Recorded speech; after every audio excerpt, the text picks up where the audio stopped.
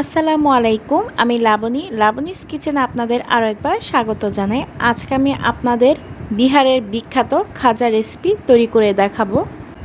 অনেক মুচমুচে আর রসালো এই খাজাটি খেতে কিন্তু অনেক বেশি টেস্টি হয়ে থাকে। ঘরে থাকা অল্প কিছু উপকরণ দিয়েই কিন্তু আপনি এই মুচমুচে রসালো খাজাগুলো তৈরি করে নিতে পারবেন। মাত্র 1 কাপ ময়দা দিয়ে কিন্তু আপনি অনেকগুলো খাজা তৈরি করে নিতে পারবেন। বিকালের নাস্তায় চায়ের সাথেও কিন্তু আপনার এই খাজাগুলো রাখতে পারেন, দেখবেন ভীষণ ভালো লাগবে খেতে। আমার এই টিপসটি ফলো করে কিন্তু আপনি ঘরে একদম পারফেক্টভাবে মুচমুচে রসালো খাজা তৈরি করে নিতে পারবেন। তো চলুন তাহলে মূল রেসিপিতে চলে যাই। প্রথমে একটা মিক্সিং বোল নিয়ে নিলাম, তার মধ্যে এখানে আমি 1 কাপ ময়দা দিয়ে দিচ্ছি। আপনারা চাইলে কিন্তু এখানে ময়দার পরিবর্তে আটাও নিতে পারেন। এখন স্বাদ মতো লবণ দিয়ে দিলাম। এখন দিয়ে দিচ্ছি 2 চা চামচ সাদা তেল।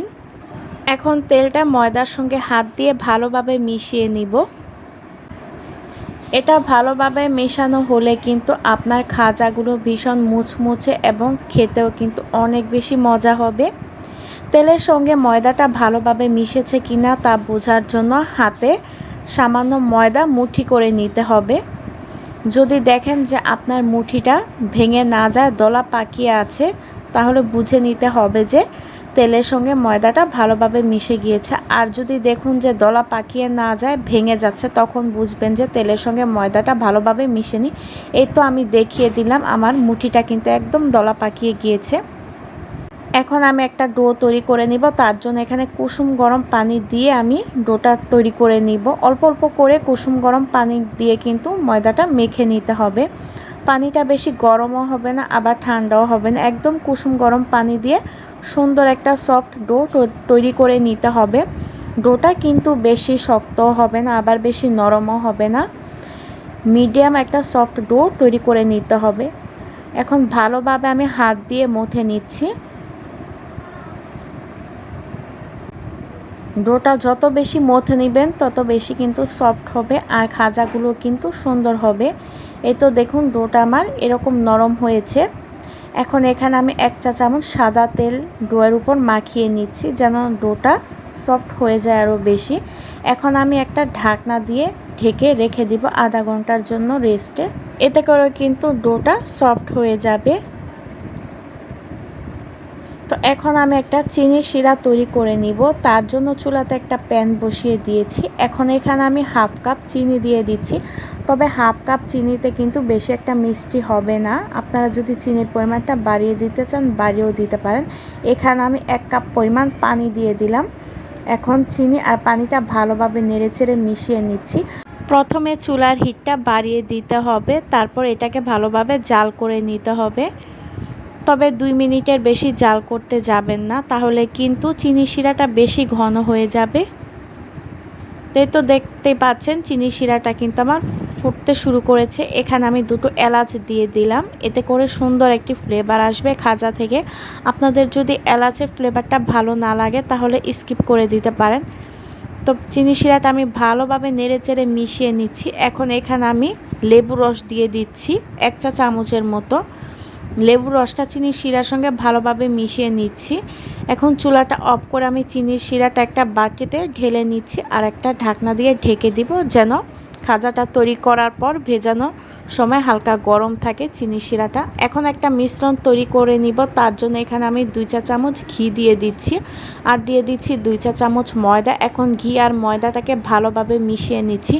মনে রাখবেন আপনি যতটুকু পরিমাণ ঘি দিবেন ততটুকু পরিমাণ কিন্তু ময়দা দিতে হবে, এর থেকে বেশি কিন্তু দেওয়া যাবে না।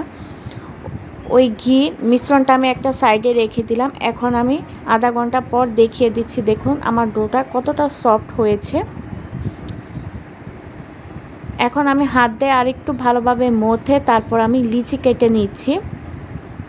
আপনি 1 কাপ ময়দা দিয়ে কিন্তু অনেকগুলো খাজা তৈরি করে নিতে পারবেন। চাইলে ময়দার পরিমাণটা বাড়িয়েও দিতে পারেন। এখানে আমি 8টা লিচি কেটে নিয়েছি। এখন একটা পিঁড়ি নিয়ে তার মধ্যে কিছুটা ময়দা ছিটে এখন আমি একটা রুটি বেলে নিব। অবশ্যই রুটিটাকে কিন্তু একদম পাতলা করে বেলে নিতে হবে। রুটি যদি আপনার বাঁকা তেরা হয়ে যায় তাতে কোনো সমস্যা নেই। রুটি যে গোল হতে হবে এমন কোনো কথা নেই, রুটিটা বাঁকা হলেও চলবে। তবে খেয়াল রাখবেন রুটিটা যেন অনেক পাতলা হয়, একদম পাতলা করে একটা রুটি বেলে নেবেন। তো সবগুলো রুটি কিন্তু আমি একইভাবে বেলে নিব। এই তো দেখুন আমি রুটিটা কিন্তু বেলে নিয়েছি। আমার সবগুলো রুটি বানানো শেষ। রুটিগুলো কিন্তু অনেক পাতলা হয়েছে দেখতে পাচ্ছেন। এখন আমি প্রথমে একটা রুটি নিয়ে নিলাম, তার উপরে যে মিশ্রণটা তৈরি করেছিলাম ঘি ময়দা সেটা দিয়ে দিচ্ছি, আর অল্প অল্প করে ময়দা ছিটিয়ে দিচ্ছি। এখন একটা রুটির উপর আরেকটা রুটি আমি বিছিয়ে দিলাম। তো সেম প্রসেসে একইভাবে আমি একটু ময়দার মিশ্রণ দিয়ে তারপর হালকা একটু ময়দা ছিটিয়ে আবার উপরে একটা রুটি দিয়ে দিচ্ছি। তো সবগুলো রুটি কিন্তু একই প্রসেসে এরকমভাবে দিতে হবে, একটার উপরে আরেকটা। তো এই মিশ্রণটা দেওয়ার কারণে কিন্তু রুটিগুলো একটার সাথে আরেকটা লেগে যাবে। তবে মিশ্রণটা কিন্তু একদম বেশি পরিমাণে দিতে যাবে না। এই মিশ্রণটা দেওয়ার কারণে কিন্তু খাজাগুলো অনেক মুচমুচে হবে, খেতেও কিন্তু অনেক ভালো লাগবে। তবে অবশ্যই একটা জিনিস মাথায় রাখবেন যে এখানে কিন্তু ময়দা বা ঘি ময়দার মিশ্রণটা যে বানিয়েছি সেখানে কিন্তু তেল দিলে চলবে না, অবশ্যই ঘি দেওয়ার চেষ্টা করবেন। এখন আমি পরোটার মতো তৈরি করে নিচ্ছি, দুই পাশ থেকে ভাঁজ করে, দেখতেই পাচ্ছেন। এখন বড় একটা রুটি বেলে নিব। পরোটাটা যেভাবে তৈরি করেন এই বড় রুটিটা কিন্তু আমি সেভাবেই তৈরি করে নিয়েছি। এখন আমি বেলুন দিয়ে বেলে নিচ্ছি। এটা আবার বেশি পাতলা করতে যাবেন না, একদম একটু মিডিয়াম সাইজে রাখতে হবে। এই তো আমি দেখিয়ে দিব। এখন একটা ছুরি দিয়ে আমি এই রুটিটার চারো সাইডটা কেটে নিচ্ছি। চারো পাঁচটা ছুরি দিয়ে কেটে নেওয়ার ফলে কিন্তু খাজাগুলো প্রতিটা সমান হবে, এতে করে কিন্তু বাঁকা তেরা হবে না। এখন ছুরি দিয়ে আমি একটু লম্বা করে কেটে নিচ্ছি, তারপর চার কোণাচে করে খাজাগুলো আমি কেটে নিব। আপনারা চাইলে আপনাদের পছন্দ মতো যে কোনো ডিজাইন কাটতে পারেন, তবে এভাবে খাজাগুলো কেটে নিলে কিন্তু দেখতে বেশ সুন্দর লাগবে। আমার খাজার রেসিপিটা আপনাদের কাছে ভালো লাগে প্লিজ একটি লাইক দিয়ে দিবেন। এই তো দেখতে পাচ্ছেন খাজাগুলো কিন্তু আমার কেটে নেওয়া হয়ে গিয়েছে, দেখুন আর কতটা ভাঁজ পড়েছে তা দেখতেই পাচ্ছেন। সবগুলো খাজা আমি একইভাবে তৈরি করে নিয়েছি। চুলাতে একটা প্যান বসিয়ে দিয়েছি তেল দিয়ে, তেলটা যখন হালকা গরম হয়ে যাবে তখন একে একে আমি সবগুলো খাজা ছেড়ে দিচ্ছি। তবে চুলার আঁচটা কিন্তু একদম বাড়িয়ে দিবেন না, লোতে রেখে কিন্তু খাজাগুলো ভেজে নিতে হবে। তবে বেশি তেলে না ভাজলেও চলবে, অল্প তেল দিয়েও কিন্তু এই খাজাগুলো ভাজা যাবে। এখন খাজাগুলো আমি উল্টে পাল্টে ভেজে নিচ্ছি। তবে খাজাগুলো কিন্তু বেশি ভাজার প্রয়োজন নেই, হালকা যখন একটু লালচে কালার হয়ে আসবে তখনই কিন্তু খাজাগুলো চুলা থেকে নামিয়ে ফেলতে হবে। চুলার আঁচটা কিন্তু লোতে রেখে ভেজে নিতে হবে। চুলার আঁচটা হাই হিটে বাড়িয়ে দিলে কিন্তু খাজাগুলো উপর থেকে পুরো লাল হয়ে যাবে, কালারটা নষ্ট হয়ে যাবে, আর ভেতরটা কিন্তু সিদ্ধ হবে না বা মুচমুচে হবে না। এই তো সবগুলো খাজা কিন্তু আমি একটু হালকা লালচে কালার করে ভেজে নিয়েছি। এখন খাজাগুলো আমি চুলা থেকে উঠিয়ে নিচ্ছি। এই দেখতে পাচ্ছেন এরকম কালার করে কিন্তু খাজাগুলো ভেজে নিতে হবে। খাজাগুলো ভেতরটা কিন্তু সিদ্ধ হয়ে এটা মুচমুচে হয়ে গিয়েছে। খাজাগুলো এই তো দেখুন চুলা থেকে নামিয়ে ফেলেছে, একটা প্লেটে উঠিয়ে নিয়েছি। আর এই তো এখানে যে চিনির শিরাটা তৈরি করে রেখেছিলাম তার মধ্যে এখন খাজাগুলো আমি দিয়ে নিচ্ছি। তবে চিনির শিরাতে কিন্তু খাজাগুলো বেশিক্ষণ ভিজিয়ে রাখবে না, এতে করে কিন্তু নেতিয়ে পড়বে, মানে খাজাগুলো কিন্তু নরম হয়ে যাবে। সাথে সাথে কিন্তু উঠিয়ে ফেলতে হবে। চিনির শিরাতে খাজাগুলো কোট করে নেওয়া হয়ে গেলেই কিন্তু উঠিয়ে ফেলতে হবে। এই তো কোট করে নেওয়া আমার হয়ে গিয়েছে খাজাগুলো, এখন আমি উঠিয়ে ফেলবো। উঠিয়ে একটা প্লেটে নিয়ে নিচ্ছি। চিনির শিরাগুলো কিন্তু ভালোভাবে ভিতরে ঢুকে গিয়েছে। এই তো দেখতেই পাচ্ছেন খাজাগুলো কিন্তু আমার তৈরি হয়ে গিয়েছে। আমি একটা খাজা ভেঙে দেখিয়ে দিচ্ছি, দেখুন মুচমুচে হয়েছে আর ভেতরটা রসে টইটুম্বুর,